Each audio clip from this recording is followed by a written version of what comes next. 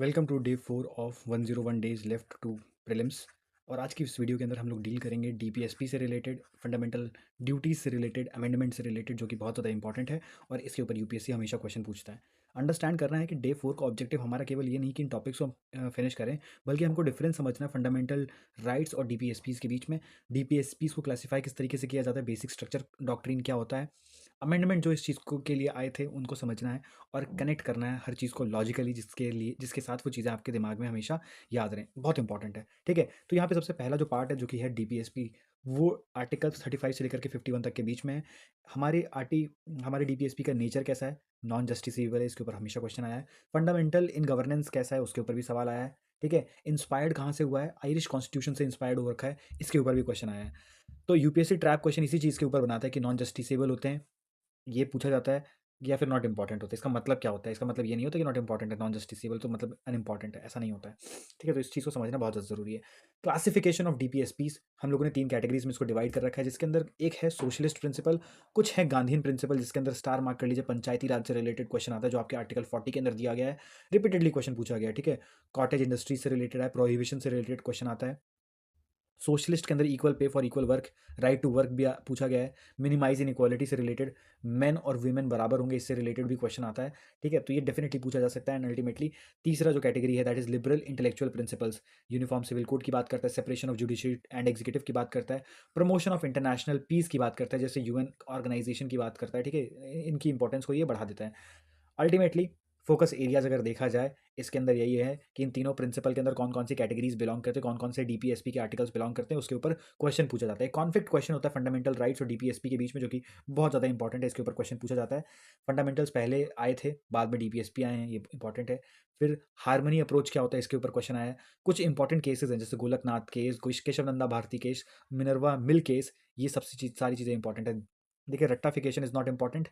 Evolute कैसे हुआ, कैसे हमारे कॉन्स्टिट्यूशन डेवलप हुआ, कैसे डीपीएसपीज बन करके आए, वो सारी चीज़ें इंपॉर्टेंट है। पार्ट 2 के अंदर आता है हमारे फंडामेंटल ड्यूटीज़।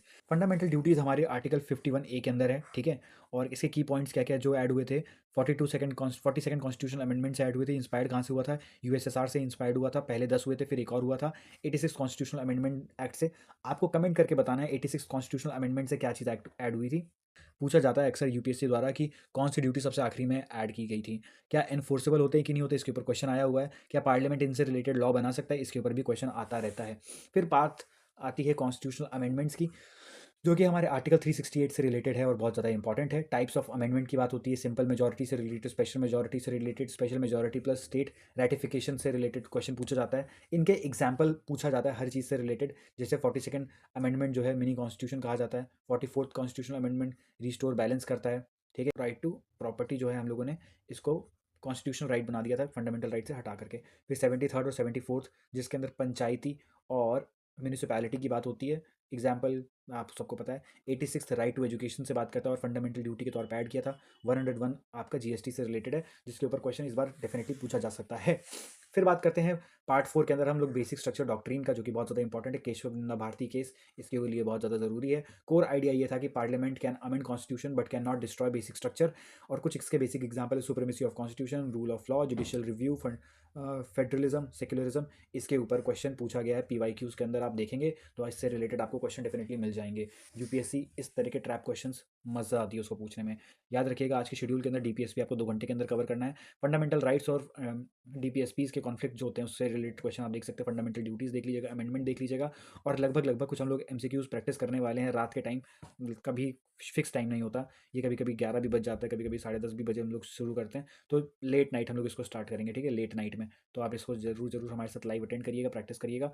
और जो भी आपसे गलतियाँ होती हैं, जो भी आपसे मिस्टेक्स होती हैं, उनको एक नोटबुक में लिखिएगा and try to revise all these points जो कि आपसे गलत होती हैं, ठीक है। फिर इंपॉर्टेंट कंपैरिजन एक बार आपके पास में आ सकता है कि डीपीएसपीज और फंडामेंटल ड्यूटीज से रिलेटेड जब आप कंपैरिजन करने बैठेंगे तो आपको देखना है कि क्या ये इन्फोर्सेबल होते हैं। फंडामेंटल राइट्स की अगर हम बात करें तो ये इन्फोर्सेबल होते हैं, डीपीएसपी नहीं होते हैं। फिर अगर कोर्ट रेमेडी की बात करी जाए तो ये होते हैं बट, और ये नहीं होते हैं। मॉरल ऑब्लिगेशन की बात करी जाए तो ये नहीं होते बट ये होते हैं मॉरल ऑब्लिगेशन। और एम ऑफ पॉलिटिकल डेमोक्रेसी क्या है, सोशल और इकोनॉमिक डेमोक्रेसी, ये भी एक पीवाईक्यू है। तो डेफिनेटली आप इसको अंडरस्टैंड कर लीजिएगा। बिना फालतू में कुछ भी क्रैमिंग नहीं करना है, याद रखिएगा। अननेसेसरी चीज़ों को रट्टाफिकेशन नहीं करना है, कन्फ्यूजिंग अमेंडमेंट के ऊपर टाइम वेस्ट नहीं करना है। और आज के इस पूरे क्लास को अटेंड करने के बाद, पूरी चीज़ को करने के बाद, आप इन चीज़ों को बेहतर तरीके से कंप्लीट कर पाएंगे। टिक मार्क लगाते जाइएगा जिन चीज़ को आप कर पाएंगे। This is the whole conclusion of this session. Thank you very much for watching it. मिलते हैं कल के सेशन के अंदर।